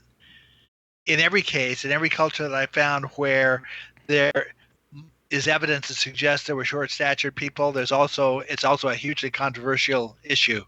Um, Even where the Dogon live in Mali, there was a group that lived there that's interpreted to have lived there before the Dogon, but that's up for question too. But who were African pygmies? Now, I can't imagine the Dogon accidentally went to a locale where pygmies lived or had lived. It seems far more likely to me that the Dogon went to a locale because they knew the pygmies were there. And it's also a possibility that, as you'd mentioned, that they had to go to this remote location because of how that they couldn't be around individuals for an extended period of time. Well, the short-statured people seem to have had a need to be near water, in a certain relationship to water, and a certain relationship to electromagnetism. And so, where that places them at any given point in time is somewhere relatively close to the poles, typically on an island. The suggestion is because of those requirements, the suggestion to me is that Göbekli Tepe in the era of 10,000 BC was more surrounded with water than we think. Which would make sense if that were the case. Uh, During this time period, again, I'm trying to understand the relationship between electromagnetism and also to whether this is related to, let's say, the electric universe theory, and that electromagnetism is more or less the prevailing force within the universe itself, which you're essentially saying is a possibility. Well, From yeah, the underlying dynamic is all about electromagnetism. Everything begins as light, looks like light. So it's okay, and that's something that I don't necessarily believe is talked about very much with regards to light, and they're thinking more. People usually think lightning, or to be able to describe electricity, not actual just straight rays of light.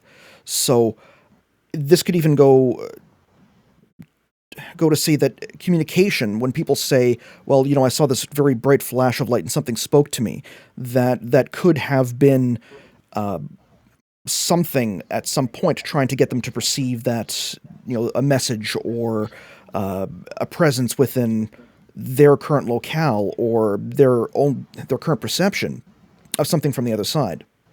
Right. I mean, the Egyptians have a class of being that's described as beings of light. I've seen footage of people I know um, in caves being approached by balls of light that are behaving with intention.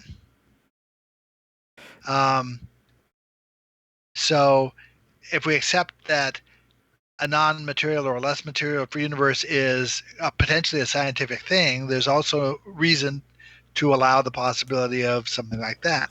I mean, if we simply allow that there's a second universe, the door opens to potentially scientific explanations for all of these things that we consider to be fringe right now. Well, it's like the concept of orange glowing orbs. Some people attribute it to earthquake lights. Right. I've seen, I mentioned on the show a billion times at this point. I've seen one, and I've said, okay, when I was looking at it, I'm like, that is something that is moving intelligently and with purpose, it seemed. Fireflies do the exact same thing, but they just kind of blink in and out. It Right. it would be. I mean, I allow for the possibility of that. I don't have a way of demonstrating the truth or the falsehood of it. I mean, this is the nature of my work, is that far more of the stuff that I encounter falls in the category of I can't prove or disprove this. And then eventually the right piece comes along, falls into place, and a whole book's worth of that material falls out. That's what happened with this book, Seeking the Primordial, is that all of these things I couldn't have an opinion on before suddenly made sense. Now, how did it start making sense? What was the trigger? The trigger was Risa and I had spent the day with um, a woman, a very intuitive woman we knew, who it was her last day. She passed away 2 hours after we left her house, about the time we were getting back to our house. She lives down in Binghamton, New York, Mhm. and we live in Albany.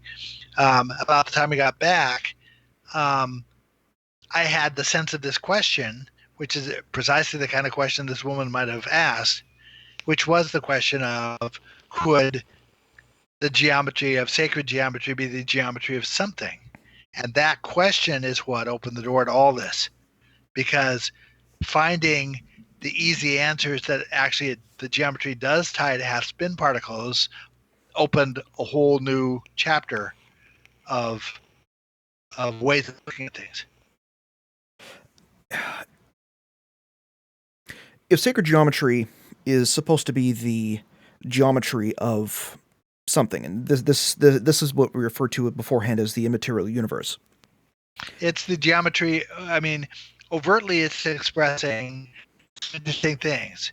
I made a post on Facebook today where I'm talking about that it seems to encode the relationship of time as it functions on the non-material side with time as it functions on the material side. And that's essentially, I also posted a quote from an authority on Buddhism who says essentially the same thing, that the geometry geometricizes time. So instead of, I'm trying to see if I actually understand this concept, so I'm going to ask you on this one. Instead of saying like, well, what time is it? You know, oh, it's 5 o'clock. It's like, oh, it's 3 cubes past square. kind of like that idea that time could be their volume, for instance. This is more the idea that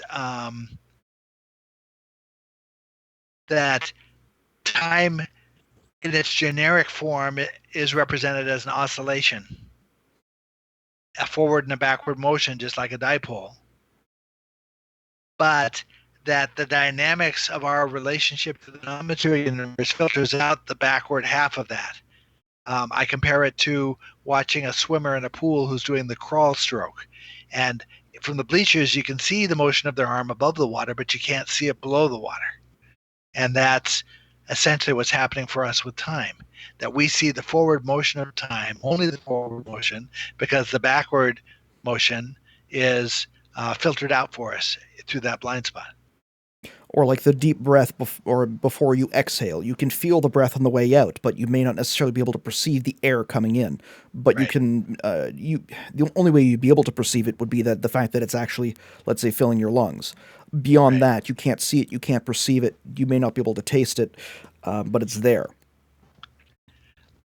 Yeah, I hate to be a spoil sport here, but we're reaching the point where I should probably wow. I do apologize. That is the case now. It is available on Amazon. It's available in ebook as well as in a paperback. Right. I opted against my better judgment to self-publish this book. The problem was that my publisher, Inner Traditions, is in the process of producing the Maori book. It's called Decoding Maori Cosmology. It's also available for pre-sale right now, but it's not due out until May of 2018. The difficulty is that with the publishing schedules they have, I know that meant that this book probably wouldn't see print until the end of 2019 or maybe early 2020. But I considered the material, the concepts, to be essential enough that I needed to be able to talk about them now. I almost can't avoid talking about them because it relates so directly to the other material I've written about. And so it's an unfair situation. It puts the listener in the position of not being able to follow up on the thing I'm trying to discuss. And if I talk about it now, but the book's not out till 2020, it's unfair to the publisher because now I've undercut their book. I've talked about all the concepts before they ever had a chance to sell their book. So I made a couple of approaches to Inner Traditions to try to convince them to move up the time schedule on this book. I even offered to come over and give them a PowerPoint presentation about the material to help them understand how essential this material seems to be. And their constraints were such they couldn't do it. I mean, they couldn't move up the timing of the book. So as a last resort, I know that it would be certainly more of a betrayal to them to have me go to another publisher. I opted to just self-publish it through CreateSpace. And so that puts the book on the market a full 7 months ahead of the Maori book, so there's not a head-to-head competition between two books at the same time. And it gets the material out there. It makes it possible for me to talk about it, and really the only solution I could find to that problem. Well, it's a fantastic book. It is a very information packed tome, and I would very strongly recommend that everyone go check it out. The link is in the show notes.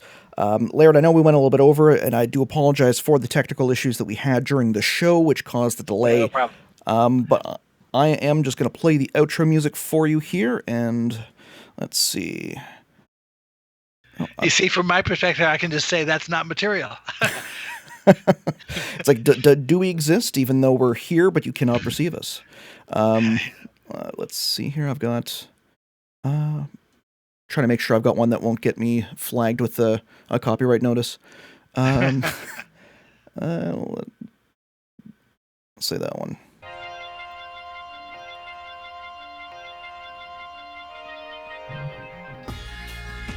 There we go. Ladies and gentlemen, this has been in episode 66 of The Den of Lore. I am your host, Chris George Zuger, and I'd like to thank you all for joining us in chat on Facebook, on Twitch, on Periscope, and especially on our home YouTube channel at youtube.com/Den of Lore. Laird, again, thank you very much. As always, I'm going to have to go sit alone with a nice glass of scotch and think about this for a while. Well, anyone should feel free to contact me with questions. They can find me on Facebook.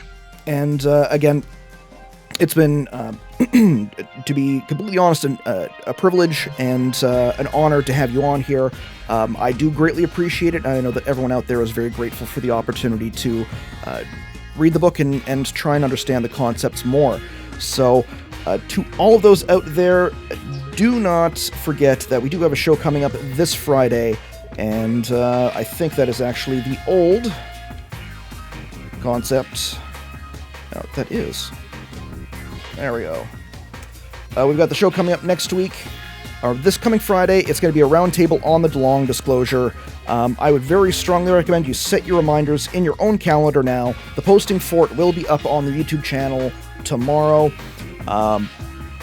And yeah, I would, if you came in halfway through, go back to the beginning and start from then, because you're going to need the background information Laird brings in. Thank you all again, ladies and gents. I will see you guys all on Friday. Thanks, Chris. Thank you, Laird.